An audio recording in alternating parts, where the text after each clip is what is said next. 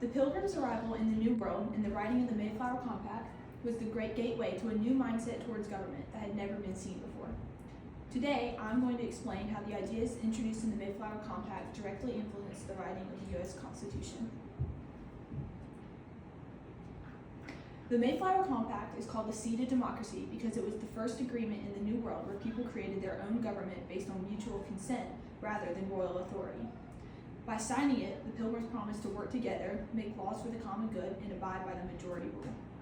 This idea, that government comes from the people and not from a king, was new for its time, and it became central to American democracy. When we look at the Mayflower Compact, three key principles stand out. First is self-government. The colonists didn't just wait for England to tell them what to do. They recognized the flaws in the British system and took initiative to create laws that worked for their own community. The second principle is majority rule. Every member of the community had a voice in decision making, and by voting on important issues, they created rules that reflected the will of the majority. Finally, there's the idea of common good. The colonists made laws not just to benefit those in power, but to protect and support everyone in the community. No one was considered above the law. Together, these principles laid the groundwork for democratic ideas that would continue to grow in America for years to come. The Constitution has 7 main points. The first is popular sovereignty, which means that it's based on the idea that the government's authority comes directly from the people who give it power. The second is limited government. No one, not even the president or Congress, is above the law. The third is separation of powers. Dividing powers among the legislative, executive, and judicial branches prevents any one group from having complete control. The fourth is checks and balances. Each branch of government can monitor and limit the actions of the others to ensure accountability and prevent abuse of power. The fifth is federalism. Authority is shared between the national government and state governments, allowing them both to govern while balancing each other's powers. The sixth is rule of law. The Constitution and the laws made under it are supreme authority, which means everyone must follow them. 7 is individual rights.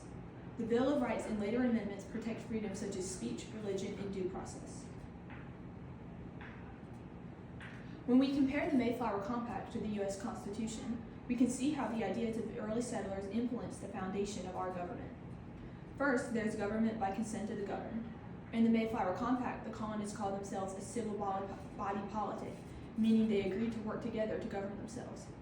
This mirrors the Constitution's famous phrase, "We the people," showing that power of government comes from the people.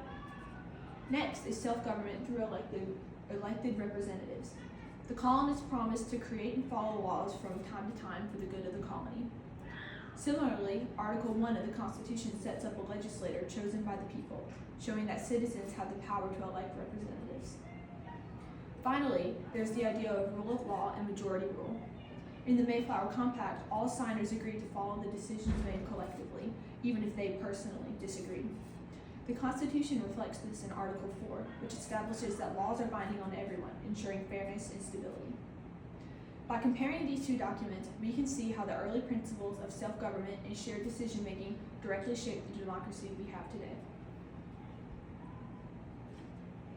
In short, whether in 1620 or 1787, these ordinary people were guided by the same principles: solving problems through cooperation, giving power to the people, and maintaining unity for the greater good.